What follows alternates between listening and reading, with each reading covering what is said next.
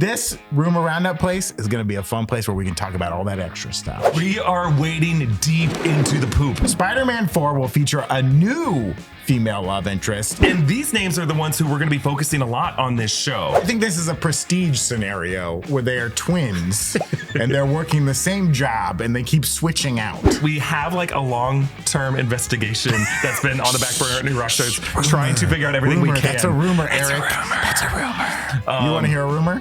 I invited Kevin Feige to my wedding and he didn't come. Interesting. Will Marvel Studios Spider-Man introduce Spider-Gwen? Rumors. Is the new T'Challa in the MCU Aldous Hodge? Rumors. And will Marvel Studios Storm be Ayo Edebiri, Cynthia Erivo, or some other name being pulled out of a hat for engagement? Rumors.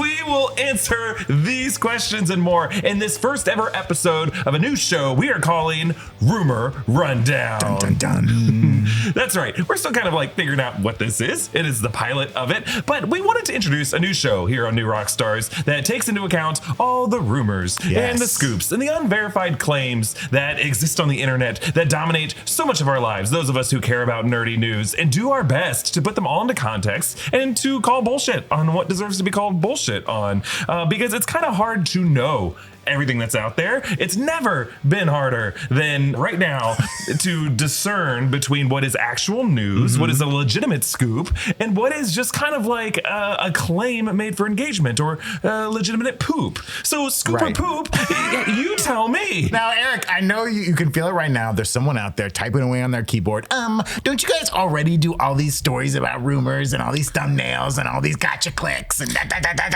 Yes, and I can hear every letter of that keyboard warrior's finger movement, and I agree with you. I think it is, you're right to I didn't know you would capitulate so easily. I'm one of them. But here's the deal, like, yeah, we at New Rockstars for many years now have been trying to break down the biggest nerdy news and to do it in the best possible journalistic way that we can. And, you know, internally, we, like on our Slack channels and around the office, kind of have to like figure out what is real. And we've had to create this new kind of shorthand for whether something is news or whether it's a scoop. Right. And we have a channel called Scoop Wire that we just put all of the Don't tell them about the Scoop Wire. Don't tell them about the Scoop Wire. Well, if only we could make that something that we could get all of you on the frequency of, so that you could all kind of see. And that's really what this show is we want to bring you in on that internal conversation, because I feel like somewhere on YouTube someone needs to be doing this. Someone needs to be providing clarity and shining a light throughout all this murk. That's right, Eric, because when you see a normal video on New Rockstars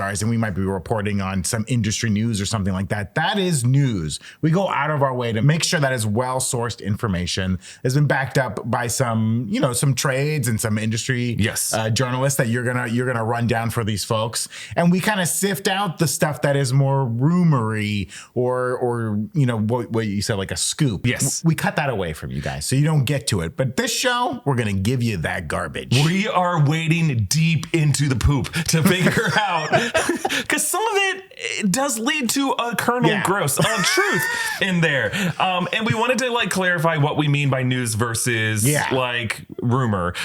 Because we have a policy that we will never do like a news video on New Rockstars that is just based around one scooper's claim that is not verified by anywhere else.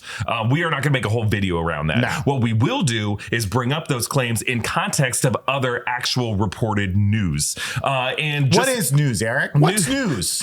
News has a very high standard of research and journalistic credibility, which means that it was sourced through primary sources, secondary sources, or tertiary sources. But you need a primary source on every news story generally. And the industry, the film and television industry, has what are known as like the popular industry trades. The three big ones are The Hollywood Reporter, Variety, and Deadline. Now, Deadline emerged after these other ones. If this were happening 25 years ago, we'd be like, Deadline? Can we trust Deadline? What's Nikki Fink saying today?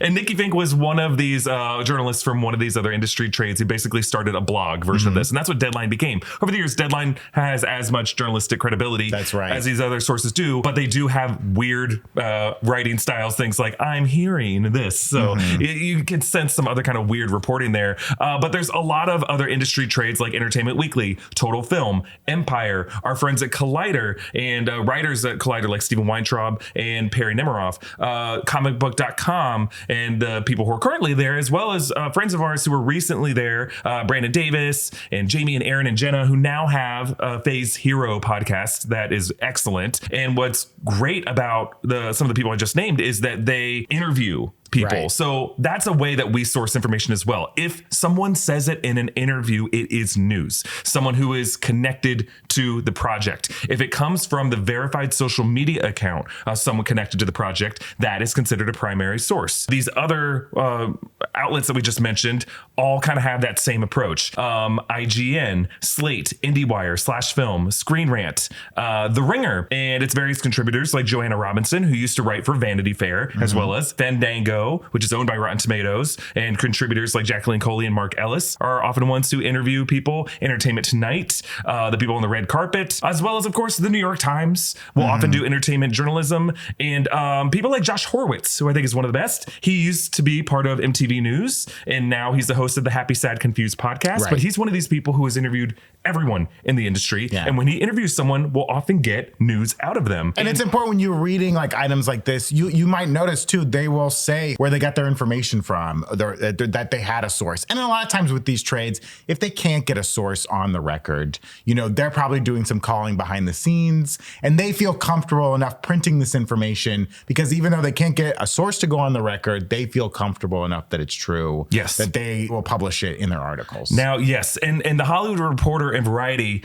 we have to say, my background is in journalism. I majored in journalism at the University of Florida that has an amazing journalism school. The AP standard is that you do not use anonymous sources. You have to name your source, first and last name, and what their title is or whatever their company is. And that you should only use anonymous sources when there's like a higher standard of like, this is a whistleblower or the government might imprison them or something like that, or that you could put them in danger. Like obviously if people come forward in cases of like sexual assault, often pseudonyms are used. However, the entertainment news community will often use sources close to the studio. And I think many people would argue, well, are people's livelihoods really going to be threatened? Maybe they might not get this news otherwise if like some assistant at WME says something. I think we've all kind of accepted when the Hollywood Reporter or Variety wants to say per a source close to the studio or per an insider at the studio, we trust that. Now, the reason why we are okay taking them at their word when it comes from places like the Hollywood Reporter and Variety and Deadline is that these are large companies. These are large companies that bring in a lot of profit and keep a lot of people employed. And if anyone at that outlet were to post something that is a leak or something that is knowingly inaccurate or misleading, it could really permanently damage the entire company's relationship with publicists, with the studios. So when they say a source close to the studio, often the studio is aware of that information coming out and they're okay with it. And or they just know that this is going to leak, and we can trust it when the Hollywood Reporter says this. We also track a bunch of scoopers of people who either used to work at these outlets or just other people who have built a following on social media who are like adjacent to the industry. And the reason why we don't immediately believe all these scoopers on the same level that we believe the other outlets we mentioned is that these are independent journalists or independent whatever social media influencers who really don't have that much to lose by pissing off some publicists and posting something that's wrong or posting something that is just designed to aggravate the studios or posting misinformation. They are only beholden to themselves and to their followings. So it's some of them are anonymous. They have already been fired in some cases by other outlets for doing this kind of thing. And sometimes their sources might not be as high up in the production process as some of the more established outlets. So the information they might be getting is as true as they know it to be, Right. but that person they're getting the information from doesn't have the final say on what the information is. You know, they might be getting the wrong information Right. because they're editing a scene that will ultimately be cut out of the movie, Right. or they're working on a trailer that'll never see the light of day. They also, in some cases, are just anonymous accounts that say a lot of different things and do not take responsibility for when they say things that are wrong and just kind of pretend like they never said anything and move the goalposts around and just kind of have some bad practices in the way that they report information. Often they can kind of have some ego to them. Ego will in this industry? Right. And you could say, sure, some of the people at Hollywood Reporter probably have some ego as well. No doubt about that. But in this case, you'll see stuff like, I didn't get invited to D23, or I was shut out at CinemaCon, or I didn't get screeners for this thing. And it's a sign that I'm reporting the truth and Disney hates me. And then they kind of have this combative energy. And I don't think that's good journalistic practice, honestly. I think obviously a good journalist questions the powerful and that sort of thing. Nothing wrong about reporting negative information. But if you take like a hostile, combative attitude, I think it's a sign that you're not necessarily the most credible source. Yeah. You want to hear a rumor? I invited Kevin Feige to my wedding and he didn't come. Interesting. I think he did come. And you just didn't see him. Oh, there was a guy in a baseball he didn't have a hat on in the background. If I give it that hat, it just blends into a crowd. Well, I wouldn't be able to pick it out of a lineup. Kaiser Soze, that guy is. So when we talk about scoopers, we wanted to name some of these people, and we just said some negative things about some of them. Sure. But a lot of the names that I'm mentioning here have all done good work. And I like the people I'm about to name are people that we have looked at and have mentioned in our videos, and we would not have mentioned them if we thought they were like toxic or crazy or anything like that. Because even here at Rumor Rundown, we're not going to run down every rumor because some of them are crazy. And these names are the ones who we're going to be focusing a lot on this show. So we wanted to just mention some of them that you may have been following or you might not even know. One of the most popular one is a guy named Daniel Richtman, aka Daniel RPK, who has a Patreon, and he has some sources that are close to the studios and has a pretty decent track record of only reporting things that there is some truth to them. Jeff Snyder is someone that you might know. He has the Snyder newsletter, and he's a co-host of the Hot Mic podcast with John Rocha, who's another person in this community. Grace Randolph is someone that you may follow on YouTube. She will often say things like, I'm hearing a trailer for this movie will come out on Monday, you know, and she has a mixed but decent track record. Alex Perez of the Cosmic Circus is another one who will often like talk about casting reports and other type of studio movements. There are two anonymous Reddit accounts and Twitter accounts called My Time to Shine Hello and Can We Get Some Toast? And some people have believed that they are the same person, or some people believe that they are people who know each other in real life, or one was kind of a copycat of the other. I think this is a Prestige scenario where they are twins and they're working the same job and they keep switching out. We have like a long-term investigation that's been on the back burner at New Rockstars, trying to figure out everything we can. That's a rumor, Eric. That's a rumor. We will figure out who you are. We will not dox you, I promise. But we think we know who you are. And then there's Umberto Gonzalez from The Wrap. There's Charles Murphy from Murphy's Multiverse. There's Casey Walsh. And then there's accounts on Twitter like Discussing Film and Nexus Point News. And I've DM'd with the person behind Nexus Point News. And this is a website that's linked with accounts like Scarlet Witch Updates. And they've actually reported some actual news. Okay. And I think they're pretty trusted, but they're just not like an official outlet the way Hollywood Reporter is. So that's why I group them. So as I said, a lot of good work is being done by these folks. And I want to offer an open invitation. If you are seeing this and I just mentioned your name, you are welcome to come on this show and talk about the work that you do.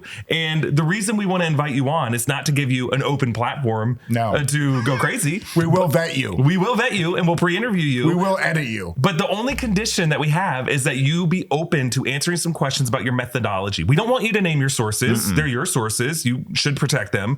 But we are curious to know, and I think it would serve your viewership to know, what your process is and when, like, what you need from a source to know that a story seems legit, and where typically maybe job titles of the sources that you work for, or you don't have to name which studios, but eye color. I would like to know eye color of your sources. Also, did Kevin Feige come to your wedding? I doubt it for most of you. We aren't the only ones who have been trying to follow all this. There's a subreddit called Marvel Studio Spoilers who has been doing a ton of great research. The mods of that channel, well done, have tracked all these people and are trying to assign them to tiers of reliability. Yeah, their tiers go from 0, which is like tier 0 is like the ultimate source.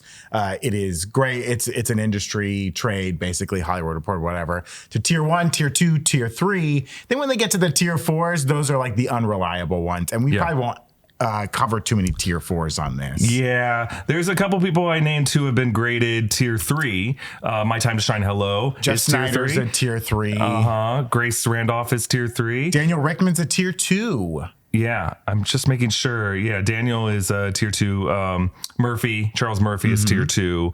Humberto Gonzalez is tier 2 as well. Now, these change all the time. And the way they rank these is just like they measure everything that they have posted and they keep track of all of it to see if it ends up being accurate. Right. So we're going to be using that as a tool. And if you are a mod on who has been keeping track of all this, reach out to us. We'd love to talk to you as well about your methodology because we just want to have a place on the internet where we can keep track of all this stuff and just sift out the bullshit from stuff that we can actually follow. A rule I want to set for this show. Okay. No, like, illegally obtained leaks. Yeah, we're not leaking anything. That's no fun. We don't want to do that. If crazy leaks do come out that ends up dominating the news, we may talk about it in the abstract, but we're not going to distribute anything like that on this show. That's not what this show is about. Yeah, James Gunn, we're not going to try and sneak set pics on this show, okay? You can trust us, buddy.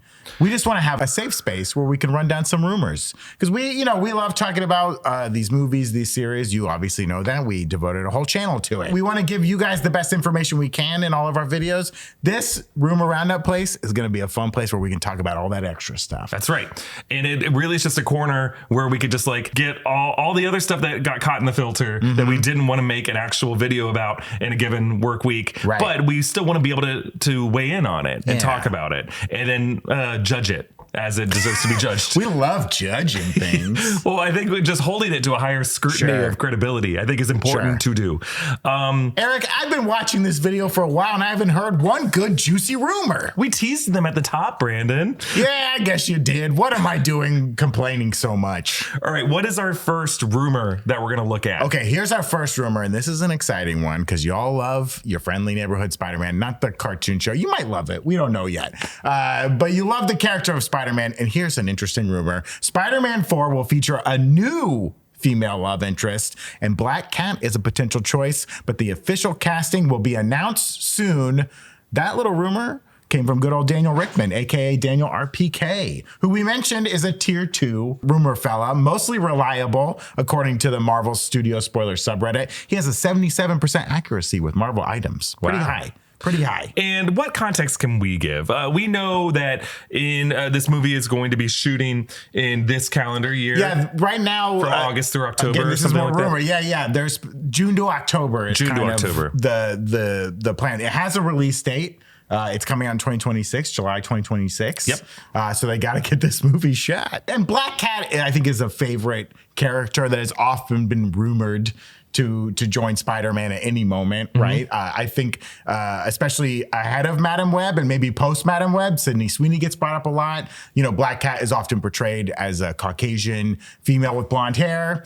Sydney Sweeney fits that parameter, right? But again, no casting has been announced. But according to this rumor, we'll hear something soon. I also heard somewhere out there that like a villain has been finalized as well, to like which villain they're gonna do. But I feel like that's got to be a decision you make early on in the writing process. Right. For the past several years, they've talked about the writing of this film. We also know that Tom Holland will be like a producer, probably have a producer credit on this movie. He has talked about the different drafts, like he has seen different drafts of this movie. He's talked about Hemmings and Zendaya sitting on the couch together, reading a draft, getting so excited. Right. So Zendaya were allowed to read a draft if they trusted a draft to be in his hands, that to sit with his fiance now. Fiance. Yeah, like she probably has some role in the movie, but may not be the predominant love interest. And it's just because she has a very busy shooting schedule this year. She's got a lot coming up. You know, the Euphoria season 3 supposedly going to start production at the end of this month, the end of January. There's also Dune 3 out there that could start production soon, and that would be like a heavy movie for her to be a part of. She's also going to be in the Odyssey,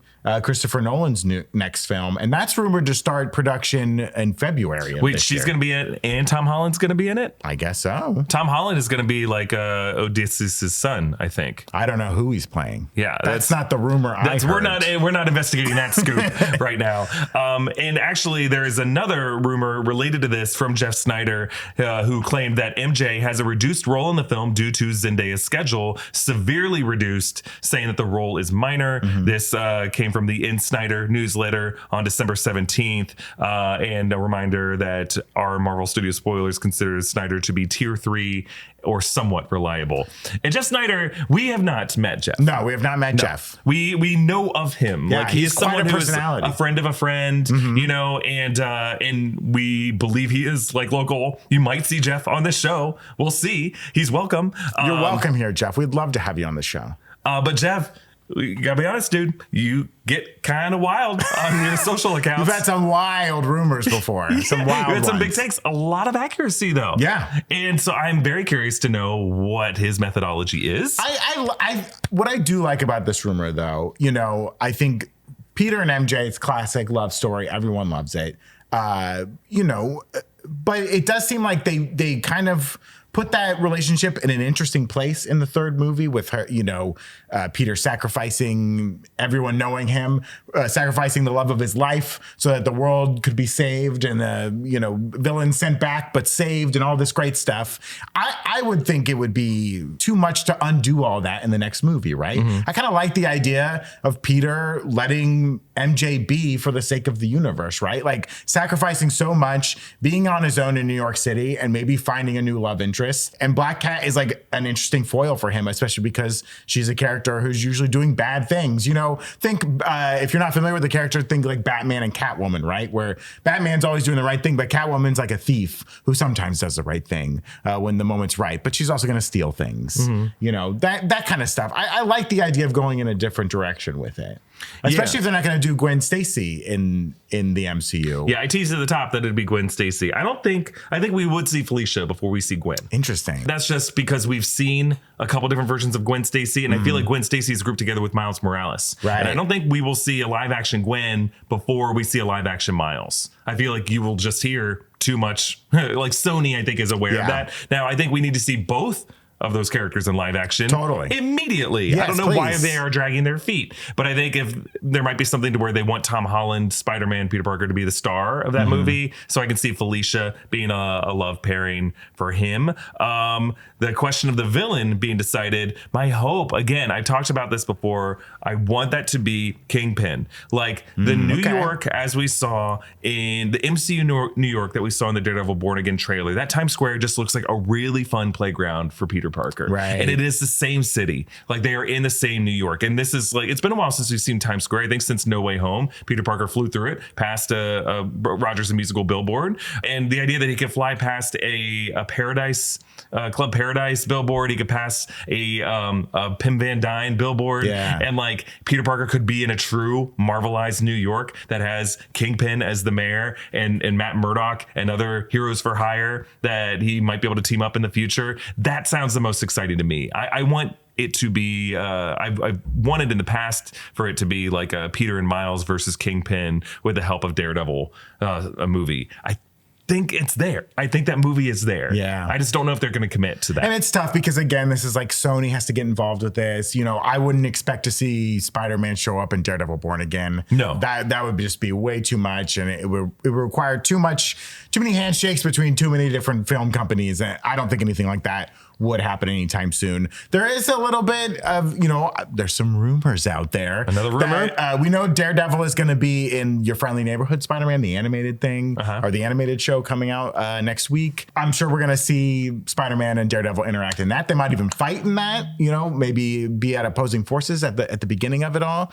But I'm hoping that, they somehow find a way for them to come together in live action. Yeah. They already did very briefly in No Way Home, but of course, Charlie Cox wasn't Daredevil in that. He was just Matt Murdock. Yeah. Another rumor that we should look at, also from Daniel RPK, was that there was a report in early January that the villains for Spider-Man 4 were Shocker and Scorpion, but that plan has been scrapped. Yeah, and this was probably the old script that involved way more MJ. And this would be, returning characters we already saw in Spider-Man Homecoming, them coming back as major villains. Matt Gargan as Scorpion coming back. Who we saw in the prison briefly.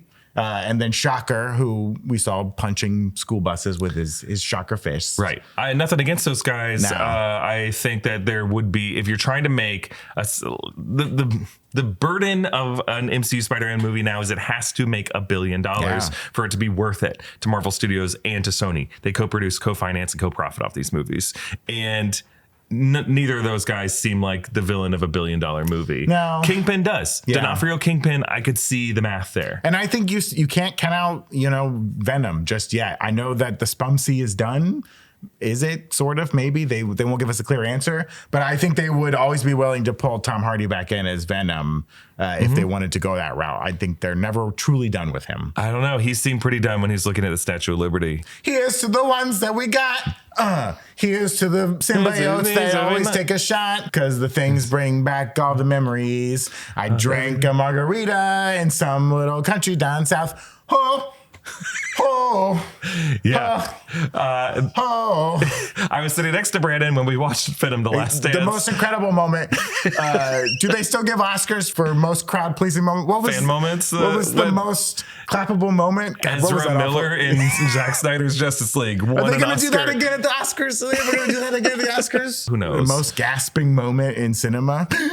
What was your most gasping moment in cinema in 2024? Oh, I think it was Lisa Nagaib. I went, oh my God. Like after he gave that delivery, I think. Nagaib. Yeah. For me, it was when Nosferatu hanged dong, dude. I went, I was also sitting next to you for Nosferatu, and I can confirm Brandon did have that reaction. I was so scared during that entire movie. God, it was the most scared I've been in a long time. Brandon's like a nervous, scaredy cat who giggles. I was like nervously He gets so scared he just can't stop giggling. You must look at my naked penis. The gasp. Yeah, so Zach pointed out before we started recording that that's kind of a mix of the... that's my Sadhu car mixed with Nosferatu. Apologies to all the Harkonnens I just offended. Yeah, they're definitely flying here right now. Yeah. To wage war. Let's move on to Storm. Ooh. There's been... So the way these scoops work is often there will be one high profile scoop and then you'll see a lot of these other scoopers who will see the engagement that scoop gets and claim similar but like adjacent things with different actors to try to capitalize on that wave of publicity. And this is also a great moment too for, your managers of actors, your agents of actors to get their clients' names out there. Yes. When these casting rumors start flying, now's the time to be like, well, I heard that they're talking about my client for the role. Yes. I believe this one might have started with Jeff Snyder saying on the Hot Mic podcast that there was actual interest in casting Cynthia Erivo as Marvel Studios Storm. And this was, I did watch the Hot Mic podcast for this. This was a question that was asked by a super chatter, what are your thoughts around Cynthia Erivo as Storm, blah, blah, blah. And he kind of off the cuff said, I do know there's actual interest because he was saying that like she's been out there manifesting it, like she's been in an interview saying she wants to do it. And I think Disney heard that and there was interest in like, oh, she would be interested in this. A lot of the conversation around this is around like the age of the actor playing this role, because in theory, you would think Marvel would want to get young actors to play their X-Men so that they can just have them for a while. So everyone's like, they're not going to cast anyone in their 30s or 40s. That's crazy. But who knows what Marvel wants to do with these characters?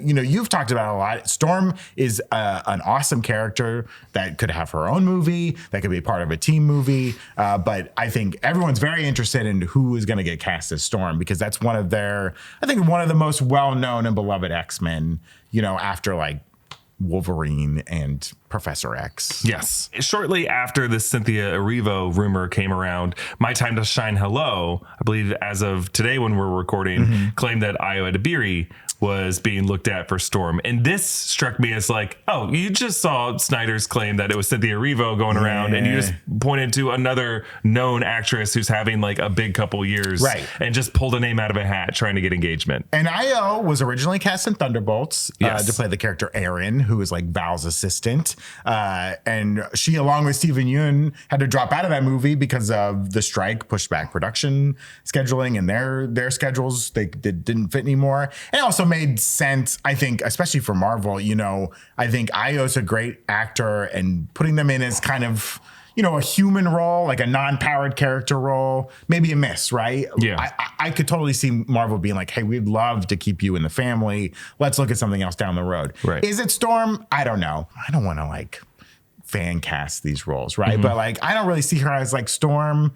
I think she has like great comedic chops, and like, I don't know if that's necessarily Storm. I don't see Storm as like the funny comedic one. I see Storm as like the serious leader who's been through some shit. And that weighs on her as she tries to save her fellow mutants and humanity as a whole. Yeah, I agree.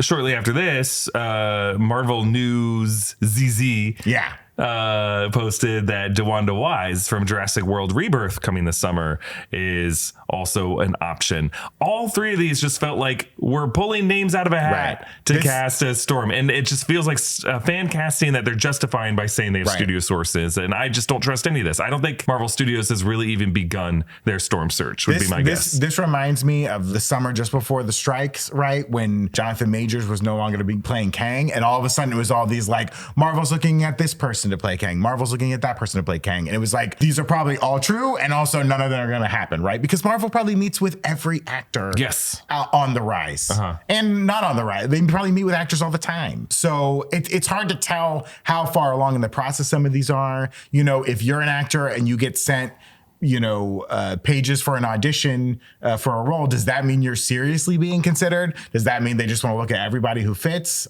It's hard to say. Yeah, I know that Sarah Finn, the casting director at Marvel Studios, just basically talks to everyone and has a massive book full of headshots and resumes and just like the body of work for all these different actors, and will bring that into every Marvel production, and they're constantly flipping through it. So if some source at Marvel Studios or Disney or wherever is saying, yeah, they're looking at this person, they could be looking at them for anything, and they're looking at everyone. So that's why I don't consider this to be actual news, because for it to be a news story, you have to strip away all other possibilities, and there has to be some certainty that it's specifically for this. And just for someone at the studio to tell this claimant like, hey, yeah, they're interested in this person, it really just feels like someone is stretching that to get engagement on a post. Think about a year ago, the Fantastic Four casting rumors, right? How far down the path did we get with some of these people where it was like, oh, it's for sure, going to be anybody, right? Right. And then when they got cast, it was like no one. Margot Robbie was going to be Sue Storm. Adam Driver was going to be Reed Richards. Killing Eve, the woman from Killing Eve was going to be Jodie Comer was going to be Sue Storm for a while. Emily Blunt was going to be there with her husband, and they were going to be great. It was going to be awesome. How certain was it that it was going to be Antonio Banderas voicing Galactus? Yeah. And there was certainty that it had to have been a Hispanic actor or Latino actor. And no, not at all. It was Ralph Ineson, who has an incredible voice and makes so much sense in that role. So I think there's just like a lot of, that's why we're trying to keep track of all this now, because like a lot of you may come at us and say, why are you even giving a platform to these untrusted sources? And my counter argument to that would be, they already have this platform in this world of social media.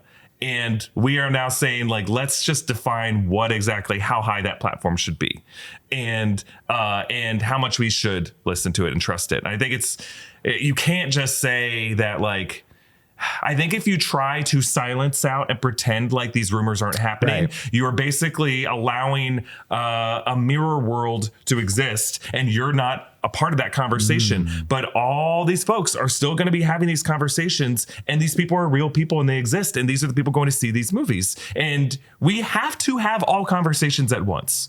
We have to make room for the rumors. We have to address them, and we have to shine a light into it, because otherwise the confusion and misinformation will prevail. So that's my mindset. It's like there's this whole concept of like platforming, and should you platform these things? And it's like, unfortunately, they already have the platform. I hate it in some cases that they do, but we have to talk about this. That being said, Kevin Feige cast Jodie Turner-Smith as Storm. I think it should be a great Storm. That's my pick. I think it should be good as well. I'm going to get that rumor started. Another rumor we're going to look at. This came earlier this month and got a lot of rounds. This came from, again, our friend Jeff Snyder. And Jeff, we don't really feel like we're singling you out on this one. You just had some very interesting posts, and we want to examine them. But future episodes, we will look at plenty of other people. Jeff said, 5 years after Chadwick Boseman's death, Marvel is looking to recast Black Panther hero T'Challa. It said, quote, with Marvel reshuffling the deck in advance of Avengers Doomsday and Avengers Secret Wars and Robert Downey Jr. coming back, not as Iron Man, but as Dr. Doom, I'm told that the door is firmly open for T'Challa to be recast via the magic of the multiverse. And he claimed that Ryan Coogler is involved in the casting process. He claims that an actor was offered the role after Downey's announcement, but they turned it down. He also claimed that this new cast of T'Challa will lead Black Panther 3.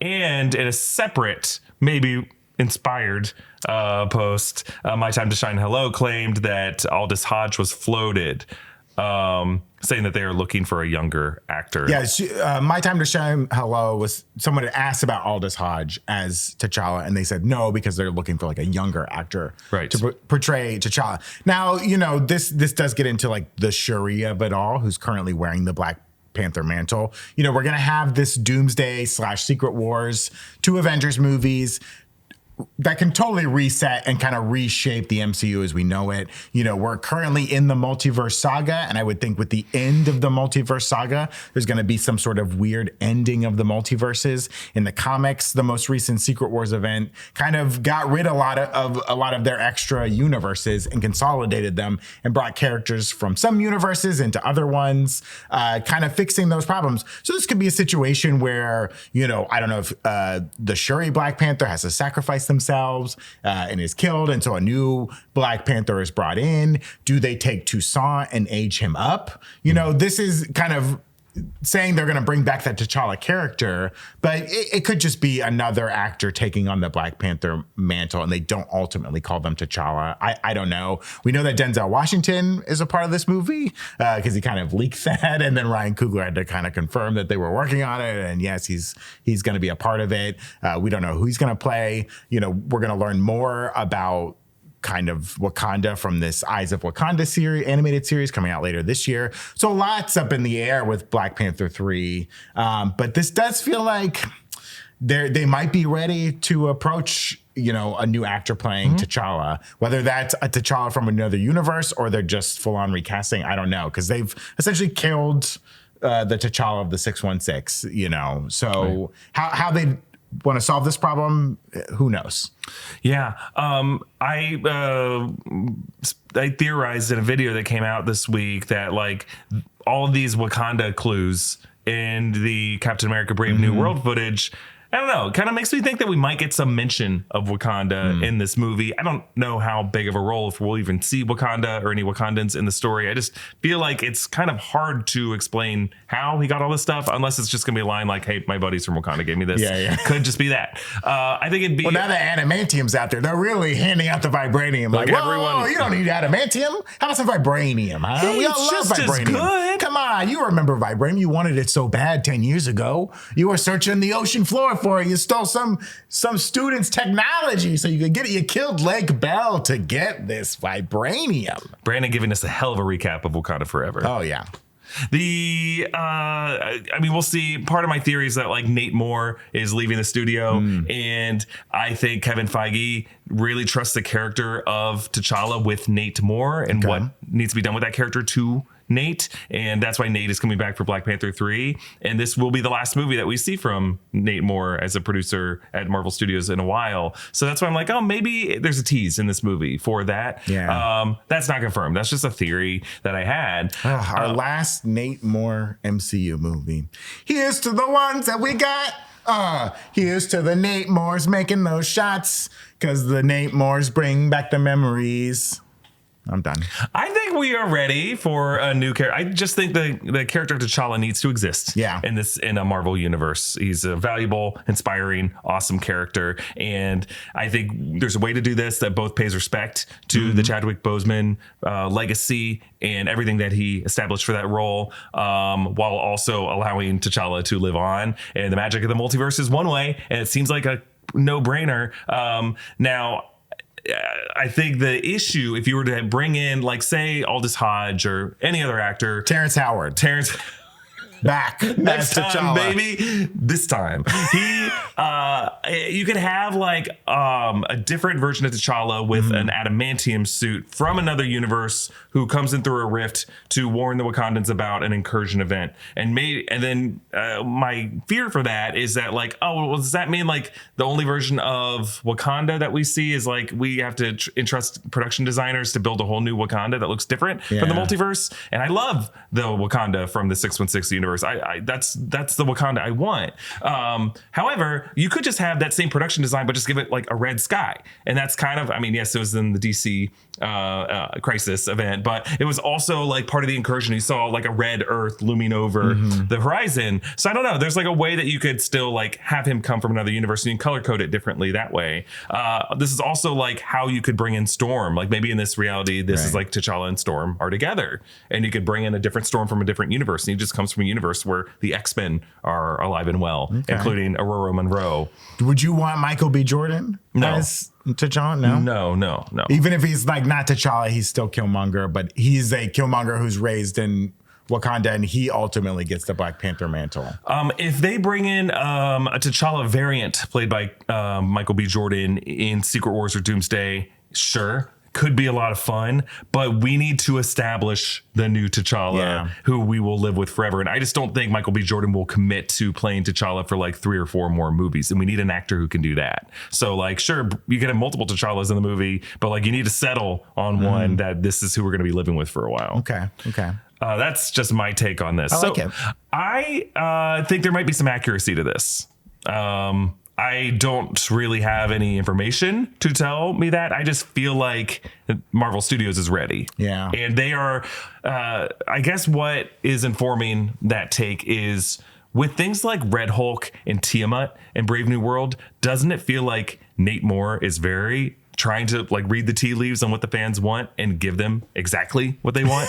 Fantastic Four First Steps, Robert Downey Jr. coming back. Doesn't it feel like Marvel Studios is just a little desperate and they're just like, okay. We'll give you what you want. You can whatever you guys want. Yeah, we tried to do stuff. You guys didn't like it, so we'll just do what you want. Yeah, it feels like they looked at every video where the comments are like, "What about Tiamat? Why is no one talking about Tiamat?" Yep. Yeah, it does feel like Captain America 4 has become like a catch-all for like all these loose ends that they wanted to tie up from disparate Marvel stories. Yeah. So I'm very curious to see Captain America 4. I cannot wait to see Brave New World. It seems like some crazy shit is going to be in that movie. Another rumor that you saw this week, Brandon. Hugh Jackman down to play Wolverine for the next 10 years. Oh my gosh, let the man sleep. This is according to My Time to Shine Hello, who said he's not even close to being done. Yes. And a lot of people are thinking Deadpool and Wolverine will be the first step of a trilogy. That to me is like a step too far. I don't think it seems like Ryan Reynolds doesn't want to do any more like Deadpool-led movies. He's even kind of indicated that like, the character could show up in like Secret Wars or something and die as foretold in Deadpool and Wolverine. But it almost felt like he didn't want to do these movies anymore. I got that kind of vibe from this this press tour. He was happy to see how successful the movie was, how beloved it was, to see Hugh Jackman in his like final form, and, see the belovedness for Blade and Gambit, right? And Elektra and all that. But it seems like he's done. I can't imagine them doing 2 more Deadpool and Wolverine movies. That really feels like gilding the lily too much. I agree with you. I think Jackman, I'm highly suspicious of this claim. I just don't think... I think Hugh Jackman's in a very different place in his career, and it was almost just like lucky kismet that got him to come back for this one. He's about to do a whole year of shows in New York, a solo show at Radio City Music Hall for like a year. He's doing like a couple weekends a month. But like, I can't imagine him wanting to keep in shape to be Wolverine for like the next 10 years. Yeah, it's a huge commitment. Crazy. And he is getting older. Foster's not going to allow that. No. She didn't divorce her husband for that. He didn't leave his wife for that.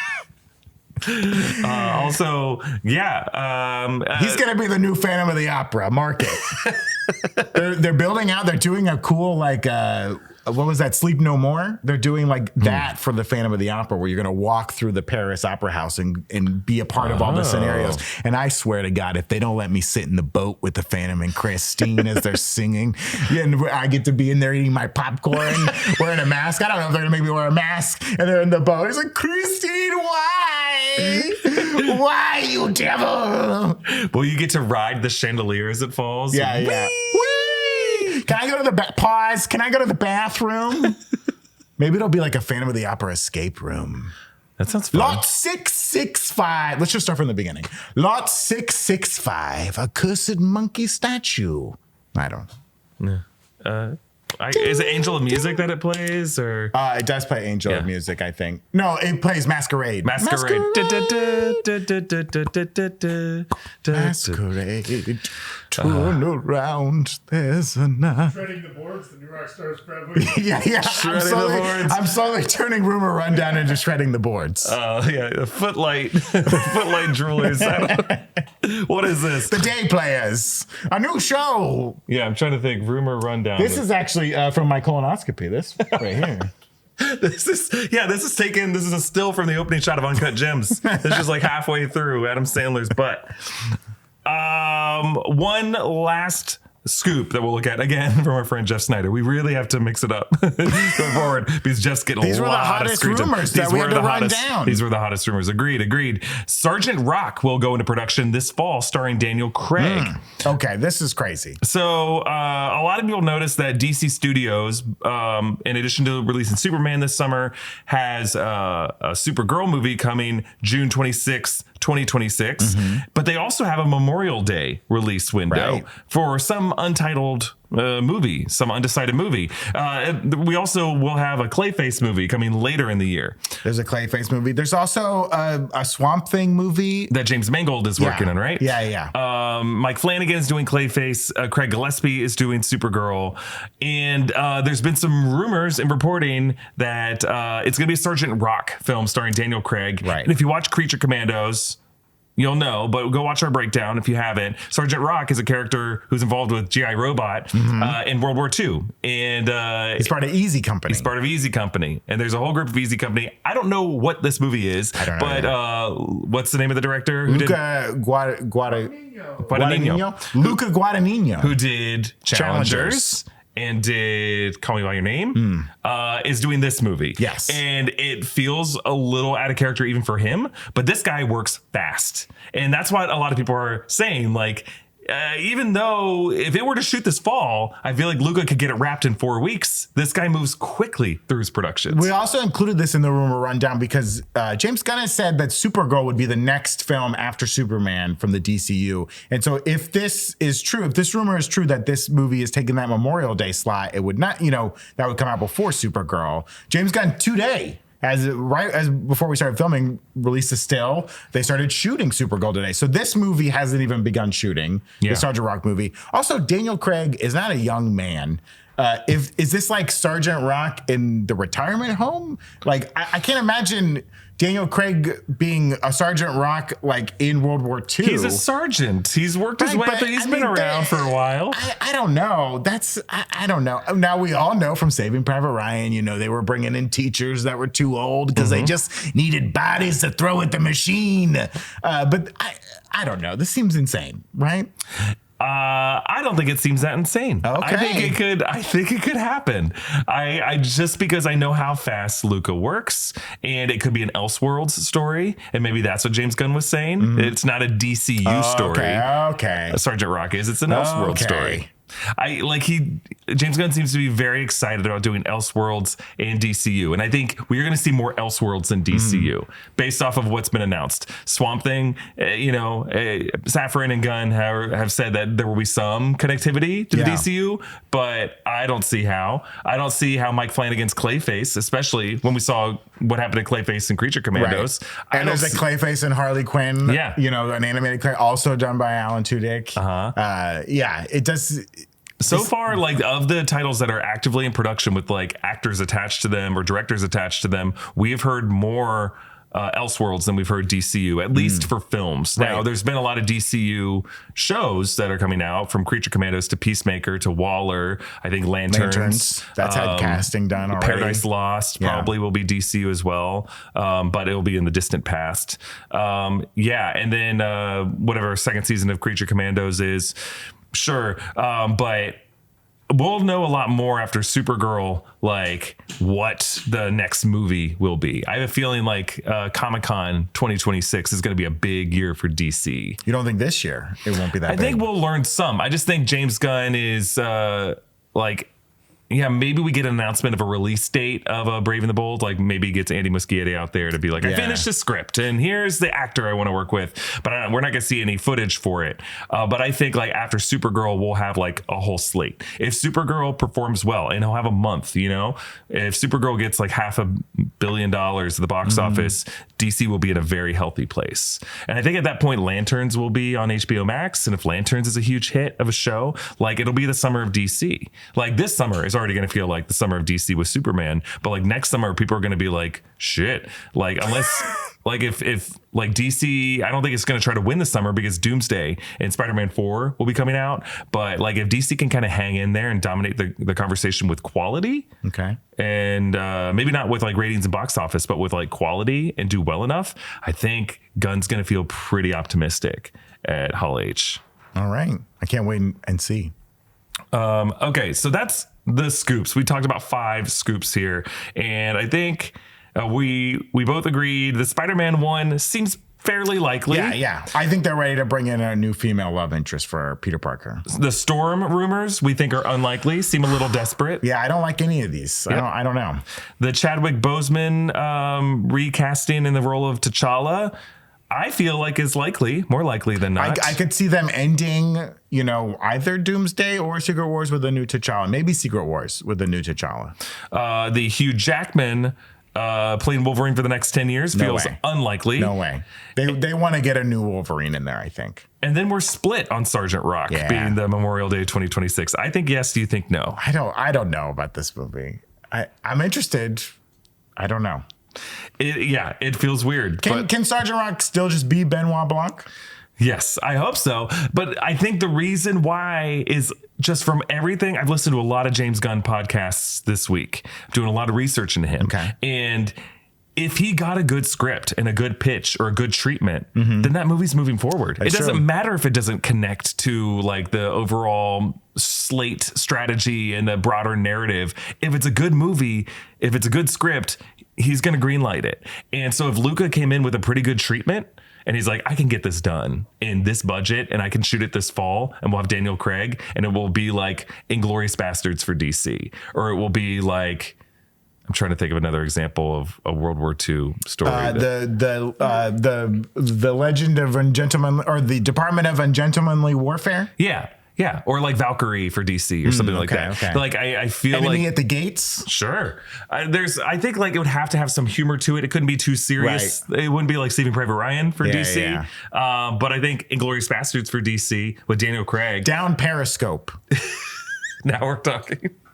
Yeah. That's funny. We all enjoyed Down Periscope. I think I saw it once when I was Kelsey a kid. Grammer. I think an Arquette's in that movie. Maybe. And Arquette. The guy from Rocket Man, Harlan Williams. Harlan Williams. I believe he's in Down Periscope.